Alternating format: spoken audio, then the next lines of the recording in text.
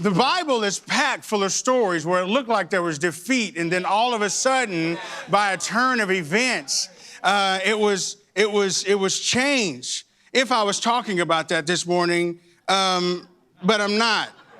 But if I was talking about that this morning, I'd have to tell you about David, who was in the face of Goliath, and everybody thought that he was not going to win that battle, thought that they would feed his body to the birds of the air. And all of a sudden, he came with one rock, and he defeated Goliath and cut off his head. And so there was victory that day, and they chased the enemy, and there was victory. But I'm not talking about that this morning. But if I was, I'd have to tell you about Daniel, who was in the lion's den. And all of a sudden, in the lion's den, he was there, and defeat looked like he wasn't going to make it. And every lion that was there, and God shut the mouths of the lion, and therefore there was victory that was brought that day. But I'm not talking about that this morning. That's not what I'm talking about. But if I had time, I'd tell you about Shadrach, Meshach, and a bad Negro who was in the middle of the fiery furnace, and all of a sudden they were walking in the midst of it, and there was somebody else that was there who looked like the Son of God, and therefore had to come out, and it didn't even smell like smoke.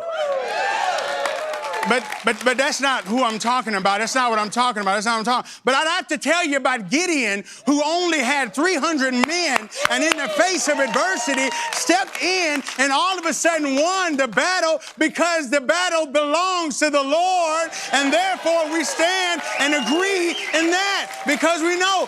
And if I had time, I'd tell you about Paul and Silas, who was in the middle of the jail, and all of a sudden their hands was bound, their feet were bound, but they began to sing praise and worship to the King of Kings and the Lord of Lords. And all of a sudden the jail began to shake, and everything on the outside. And they said, "Don't kill yourself. We're still here." But God delivered them out of that prison. So I'll tell you about that.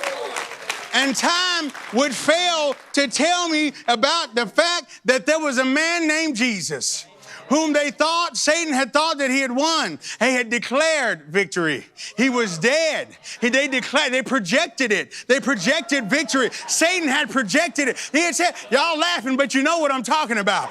Therefore, in the middle of that, the projected victory, he defeated death, hell, and the grave, and all power, all authority, all dominion has been given to him, and he alive forevermore. He reigns forevermore. He's alive. He reigns. We stand in the place of victory. We step in the place of victory. We stand in that place, and therefore he reigns forevermore. Hallelujah, Jesus. Hallelujah to the King of Kings and the Lord of Lords. I don't care what they say. We're going to stand, having therefore stand with our loins girt about with truth. Do you hear me? That being said, Pastor Terry has an announcement he wants to make to everybody in here. You know what that announcement is? Jesus is still on the throne.